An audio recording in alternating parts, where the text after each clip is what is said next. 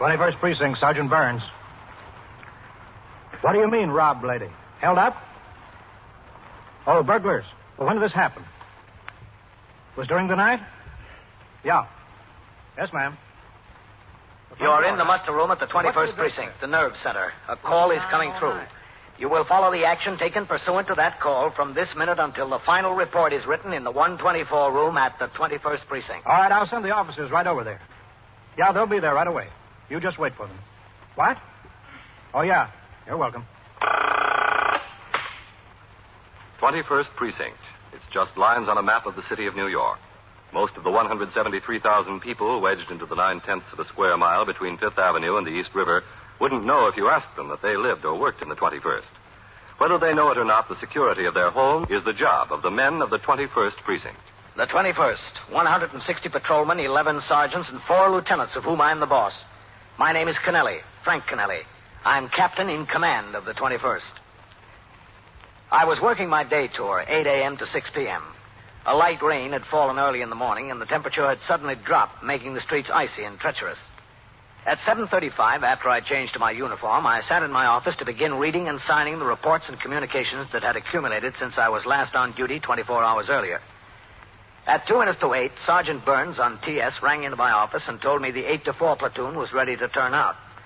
Lieutenant Gorman, the desk officer, pressed a button that rang a bell in the back room, and the 47 men who would patrol the streets of the 21st for the next 8 hours marched out in a military manner and formed ranks in front of the desk. As I walked out of my office, I crossed the muster room and went behind the desk where the roll call for entry in the blotter was being made by Lieutenant Gorman. Turner. Here. Underwood. Here. Weber. Here. Weeks. Present. Wolf. Yeah. Ziegler. Present. You want to take over, Captain? Yeah. All right, men. A few things. We have instructions to assist the borough president's office in a survey of certain street conditions. Each of you will take note of any street opening now in progress on your post. You will talk to the foreman in charge of the job and ascertain what public utility or city department has opened the street, for what purpose, and the approximate date and time the repairs will be completed. All this information will be entered in your memorandum books, and at the end of the tour will be transferred to a UF-20A and turned in to the desk officer. The streets and sidewalks are icy and dangerous today.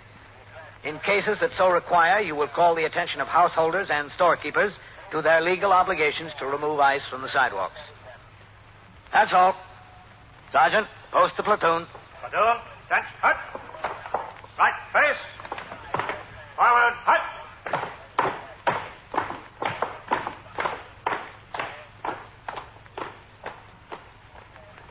I'll be in my office, Lieutenant. Yes, sir. Sergeant. Yes, sir? Go ahead, take the call. Yes, sir. 21st Precinct, Sergeant Burns. Would you excuse me, please? You'll have to take Yeah? your business over here at the desk, mister. Well, what kind of a wreck? Automobile? Well, I'd just like to talk to the captain a minute. What is it you want? Was anyone hurt? Oh, that's all right, Lieutenant. I'll talk to him. I know him. Well, how bad? You need an ambulance? Hello, Ralph.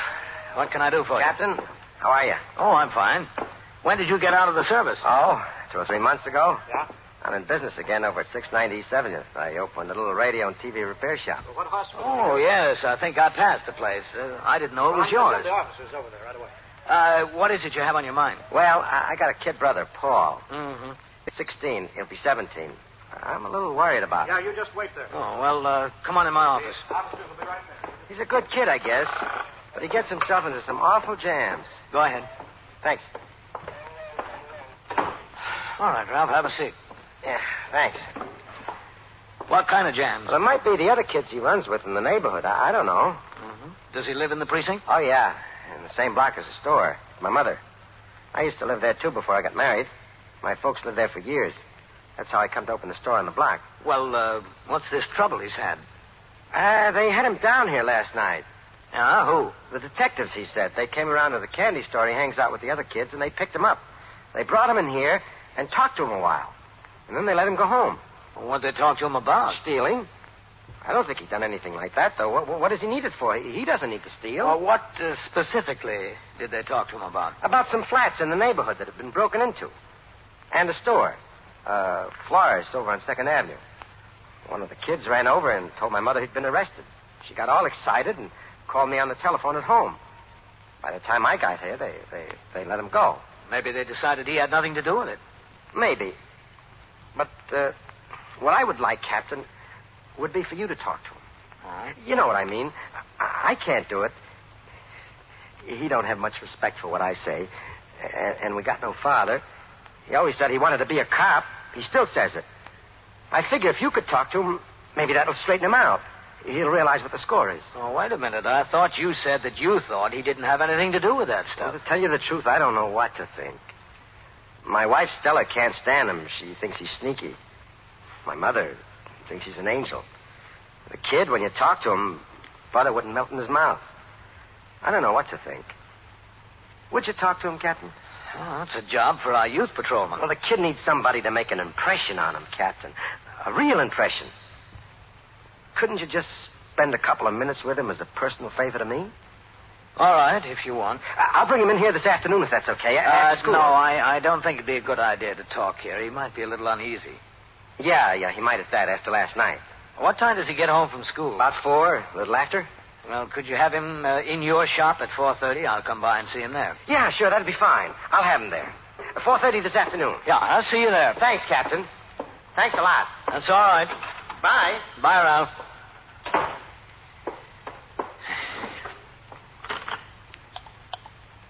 21st Precinct, Sergeant Burns. Sergeant, ring the detectives for me. Yes, sir.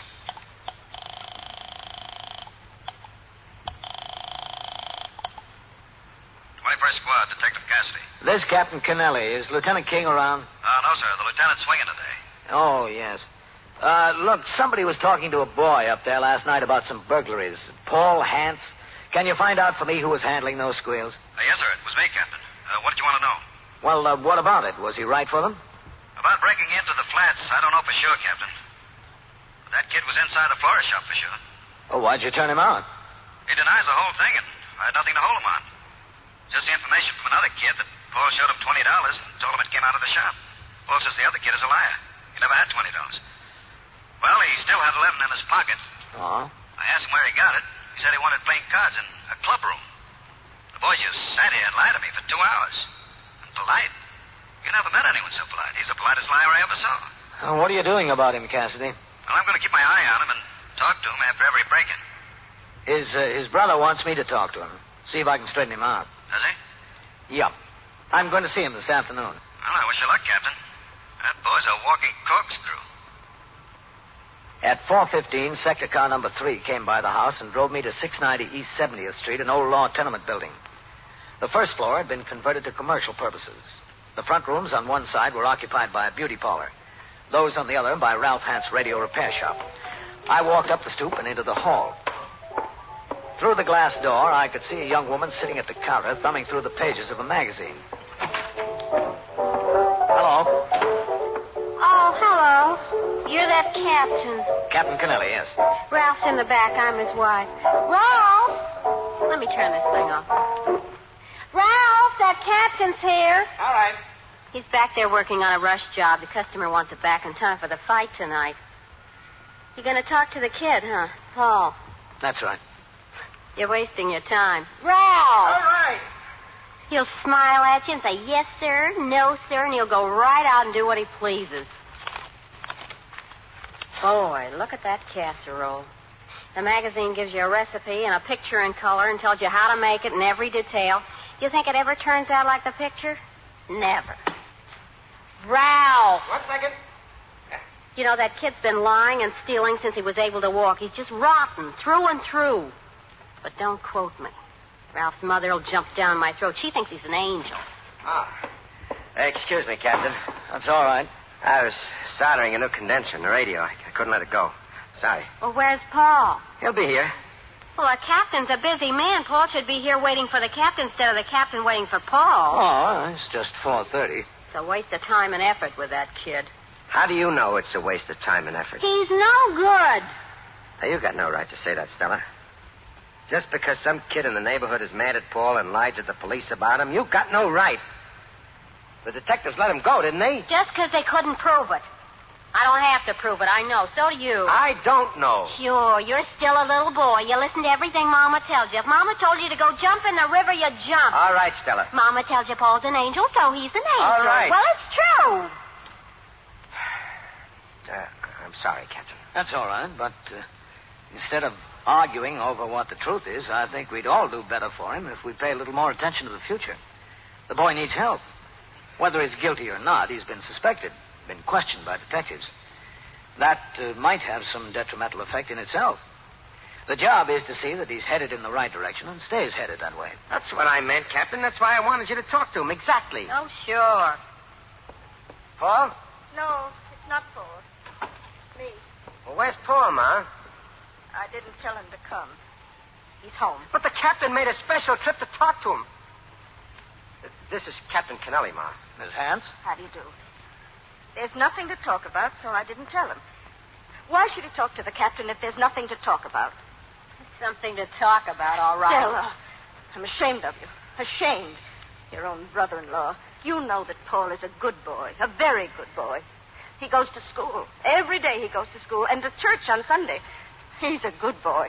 Why, he would never do anything like that. Go ahead, convince yourself. I don't need to convince myself. I know my own sons. I know them better than anybody. Well, there wouldn't be any harm in speaking to him, Mrs. Hans. There's been plenty of harm already. To take a nice boy like that to the police station, to ask him all kinds of questions, to make a criminal out of him. No one can make a criminal out of him, Mrs. Hans. He's got to do that himself. A good boy like that. You know what it is, don't you? It's the neighborhood. No matter how good a boy he is, if he grows up in this neighborhood, he hasn't got a chance. You don't give him a chance. I wouldn't say that, Mrs. Hans. Look at Ralph. He grew up in exactly the same place. He seems to have turned out okay. Very little is written or said about one of the most important members of our armed forces. But he's accustomed to doing his work without fanfare or publicity. That's because he has a very personal relationship with the men around him. He's their chaplain. He hears their problems and gives them advice. He joins a couple in marriage, christens their children, gives them religious counsel. His job doesn't begin with reveille and end at taps. It's a 24-hour job when he's needed by the sick or wounded or imprisoned. No matter what his faith may have been before he joined the chaplain's corps, he's prepared to help men of any faith in their religious activities. To him come the most personal thoughts of the men he serves, for religion is always a personal thing. The problems are many times more complex than he would find in a civilian community, but he finds his reward in seeing those problems solved. The emergency furlough he's been able to arrange for a man with illness in the family. The private talk that helped a new recruit with a touch of homesickness. The words of encouragement and advice to a man in trouble. These are important to the people he serves. They are the things that make the chaplain an important part of life in the armed forces. Now back to 21st Precinct and Captain Frank Kennelly. After a few more minutes of discussion, Mrs. Hans was finally convinced by her older son, Ralph, that no harm could possibly come from my speaking to Paul, and that the conversation might do a lot of good. We left Ralph and his wife in the shop, and Miss Hans reluctantly led the way out of the store to a building down the block, the house in which she resided. We walked up 3 floors to the flat she occupied with Paul.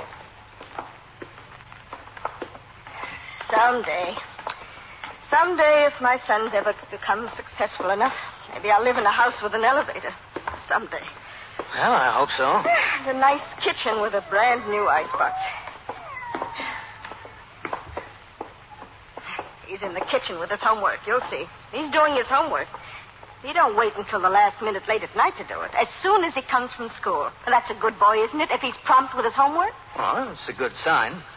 You'll, let me talk to him alone, Miss Hans. I think that would be best. Oh, yes, sure. I got some ironing in the bedroom to do. Fine. Got my keys someplace. Yeah, here it is.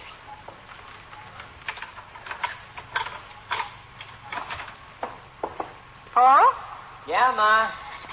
You see? Homework. Come in, Captain. Thank you. Did you take an apple, Paul? There's some apples under the sink there. No, I wasn't hungry, Ma. Hello. Paul? Paul, this is Captain Kennelly from the police station. How do you do? How are you, Paul? Your brother was over there and talked to the captain today. You know, about what happened last night. Uh-huh. They decided it would be nice if Captain Kennelly came and talked to you. About what? Oh, just about you, Paul. In general. Oh, sure. If you want. There's some coffee on the stove, Ma. Maybe Captain Kennedy would like a cup. No, thanks. Not now. It's, Kennelly. Oh, I'm sorry. That's all right. A lot of people make a mistake. Are you sure no coffee, Captain? It was just fresh this afternoon. No, thank you. Well, I got to do some ironing in the bedroom. All right, Ma. You can talk, huh? Oh, Paul, Yes, Ma? if the captain changes his mind about the coffee, you'll pour him a cup, all right? Sure. There's milk in the icebox. Oh, sit down, Paul. Yes, sir. What's that you're doing? Solid geometry. You good at it? Yes, sir. Pretty good. How about the rest of your subjects? Pretty good. Are your grades good enough so you can go on to college? I'd like to. But I don't know. Ralph has got a lot of responsibilities now. I really should go to work after I finish high school and help out a little bit. Ralph told me you said you wanted to be a cop. Yes, sir. I thought about it. It takes a long time to get in the job and a lot up here. I know. Also, you've got to have a clean record. Yes, sir. That's the first thing. Without that, nothing else does you any good. What happened last night won't show up against me, will it? They just took me down to the police station and talked to me. I didn't know anything about breaking into any stores or anything like that. No, that won't count against you. There've got to be convictions. Oh. Would you like an apple, Captain? No, thank you, Paul. I think I'm ready for one myself now. All right, go ahead. I tell Ma she ought to keep them in the icebox. She's been keeping them under the sink for years. I guess it's hard to change habits. It is, yes. You sure, Captain? No apple? Positive. Still no coffee either, huh? No. It'll only take a second. No, I don't care for any, thanks. Okay. Really good. As a matter of fact, a conviction wouldn't only hurt you as far as getting on the cops is concerned. It'd make it kind of rough for you all around. Yes, sir, I know. Of course, there's case after case of boys getting in trouble and straightening themselves out afterwards. And a lot of them never get straightened out, huh? That's right. Never. One jam after another, all their lives. I really didn't break in any place like that detective said. Well, that's not why I'm here, Paul. Right now, it doesn't make much difference whether you did or not. We can't help what's happened. I guess we can't. But what happens in the future is entirely a different story. Yes, sir. You know, a kid breaks in someplace or mugs somebody for the thrill of it or to get a little money out of it, he's a loser. It just doesn't pay. Believe me. I've been in this job a long time. I've seen more kids than I could count, sitting just like you're sitting right now. Nothing's free, Paul. You got to pay for everything. And the hardest way to pay for it is with years out of your life. You can't earn them back. They're gone. Yes, sir. Oh, I know what you're thinking right now. This guy's giving me a lecture. No, sir, I'm not thinking that. Well, I am. I hate to give lectures and I hate to receive them. But this is one instance where it's called for. I didn't break into any place, my word of honor. I told you that was beside the point. Yes, sir. The point is, what's going to happen from now on? You got my word, Captain. Your word for what? But I'm never going to get mixed up in anything like that. Good. You don't have to tell me it doesn't pay. I know it. I'm glad you do, Paul. It's a sucker deal. I want to make something of myself. I want to get on the cops or something like that. I want to get married like everybody else, like Ralph, and have a family. You can't do that messing around with that other. Okay, Paul. I think you understand what I was driving at. Yes, sir, I do. And I really appreciate you coming over to talk to me like this. I know you didn't have to. When my brother asked you could have said nuts. What do I care for the kid? Yeah, you could have said it. Well, I want to tell you something. If more cops would come around the kids' houses and sit in the kitchen like this and talk, there'd be a lot less trouble you'd have with, juvenile delinquency. I thoroughly agree with you, Paul. That's why I'm here. The only thing is, I don't go for getting picked up in a candy store by a detective and taken into the station house like I was last night. Being sat down in a chair and tossed a lot of questions. And then not being believed when I tell the truth. You weren't mistreated in any way, were you? No. Unless you want to call being arrested in front of all your friends being mistreated. Maybe it is. Well, I'll tell you the truth. I was getting mad up there last night. What's the use, I thought? Why go through this for nothing? If you're going to get the business like this, it might as well be for something. Okay, if they think you break into flats and stores and they won't believe anything else, go ahead, break into flats and stores. That's what I was thinking. But you're not thinking that way anymore. Oh, no, sir. Thanks to you. Good. But don't blame the detectives. They've got their job to do. I guess they have. How about that cup of coffee now, Captain? All right, I think I will, Paul. Good. You take milk in it? No, just black. It's good and hot. Well, that's the way I like it. Whoa, that's enough. Sugar, Captain? Please. There's none in the bowl. I'll ask my ma. Oh, that's all right. Ma, Yes, Paul. where's the sugar? I'll come in and get it. Okay. You didn't have to bother your mother. I like it this way, too. She doesn't mind, I'm sure. There's no sugar in the bowl? No, Ma, it's empty. Oh, there's a 5-pound bag in the closet, Paul. Over here? In this closet? That's right. You see it? Yeah, I see it, Ma, yeah. He's a good boy, Captain. I've got a good boy. I think he'll turn out that way, Miss Hance. A good boy. It was 5:15 when I returned to the station house. I signed the blotter and went into my office to read and sign reports and communications that had accumulated during the tour. At 6 o'clock, I changed from my uniform to civilian clothes and walked out into the muster room. Oh, Captain. Did you get to talk to the Hance kid? Yes, I spent about a half an hour with him at his house. What do you think? I think he might turn out all right. For you, Captain? Yeah. He's an intelligent kid. Told me he wants to do the right thing. Seems to know the direction he's headed in. Yes, sir, that's the trouble. He knows, but we don't. I left Cassidy and went over behind the desk and signed the blotter to go off the job. It had started to snow as I walked to the subway. By the time I got off the train near my home in Queens, the streets were already covered. It continued to snow all night, and by morning, 6 inches of it was on the ground. I was due back on the job at 4 p.m. the next afternoon, but because of the weather, I started out a little early. I got into the station house at 3:25 and walked toward the desk to sign the blotter. Hello, Captain. Oh, Sergeant, what's doing? Oh, it was a quiet tour. Good. Except for the weather. I'll sign the blotter. Yes, sir. All right. 21st Precinct, Sergeant Burns. Hello, is Captain Kennelly there? Oh, he's busy right now. Who's this calling, please? This is Ralph Hance. Ralph who? Hance. H-A-N-T-S? He knows me. I was there yesterday. He was to my shop. It's very important. I'll be in my office, Sergeant. Hold on a second, please. Captain? Yeah. Mr. Ralph Hance on the phone for you. He says he knows you. Oh, yes. I'll take it on the extension here. Yes, sir. Hold on, Mr. Hance. Captain Kennelly will talk to you. All right, go ahead, Captain. 21st Precinct, Captain Kennelly. Ralph Hance, Captain. I'm glad I caught you in. Oh, what's the trouble, Ralph? Don't you know? I thought maybe you could give me some help.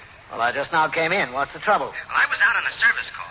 My wife says my mother came in the shop all excited. A detective was at the house and went through Paul's things. The detective told her another detective went to the school to get him. Why? I don't know. That's why I'm calling. My wife said my mother ran out and went to the police station. I don't know what happened. I thought everything was all right. So did I. Can I find out something? As soon as I do, Ralph, you call me back or come over here. Did you see my mother there? No, I told you I just got in. You call me back, Ralph. Yeah, all right, Captain. In about a half an hour. Bye. Is Cassidy upstairs, Sergeant? Yes, sir. I saw him go up about 25 minutes ago. He had a kid with him. Oh? 16, 17 years old, good-looking kid, blonde? Yes, sir. Shall I ring upstairs for Cassidy? No, I'll go up myself. Yes, sir. I'm going upstairs to the detective's, Red. Yes, sir.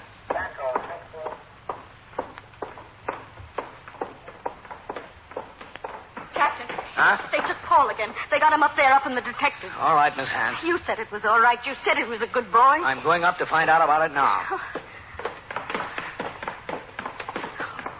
Please, Captain, tell them he's a good boy. He is. He did nothing. Now, look, Miss Hance, there's nothing you can do here now. You better go on home. Yes, that's what the detectives told me, but there must be something. There must. You better go on home. I spoke to Ralph, and he's going to call me back. Oh, my poor boy. When he does, I'll tell him everything I can find out. Now, you better go on home. You tell Ralph. You tell him. I will, yes.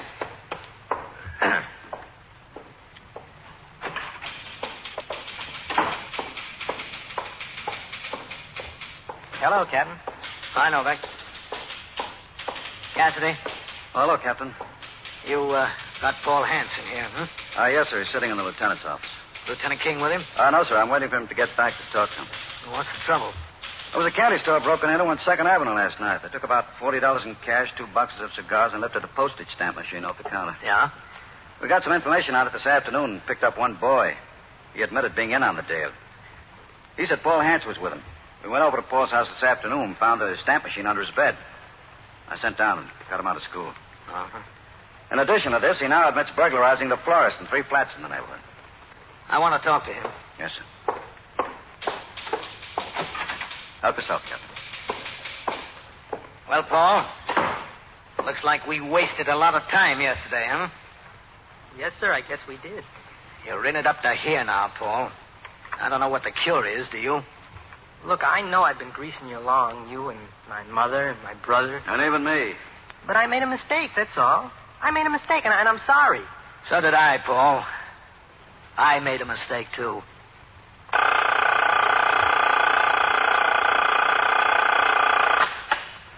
'21st Precinct, Sergeant Burns. Who's shot? Well, where is this? Wait just a minute. Don't talk so fast. That's 3422, is that right? Yeah? In a restaurant. Well, who shot him? Oh? Yeah. Well, who are you? All right, now, just take it easy. Calm down now. Talk slowly. All right. And so it goes, around the clock, through the week, every day, every year. A police precinct in the city of New York is a flesh and blood merry-go-round. Anyone can catch the brass ring, or the brass ring can catch anyone. 21st Precinct, a factual account of the way the police work in the world's largest city, is presented with the official cooperation of the Patrolmen's Benevolent Association, an organization of more than 20,000 members of the Police Department, City of New York. Everett Sloan in the role of Captain Kennelly. Featured in tonight's cast were Eileen Palmer, Bryna Rayburn, Wendell Holmes, Joe DeSantis, Santos Ortega, and Martin Newman. Written and directed by Stanley Niss. Produced by John Ives. Art Hannes speaking. This is the United States Armed Forces Radio and Television Service.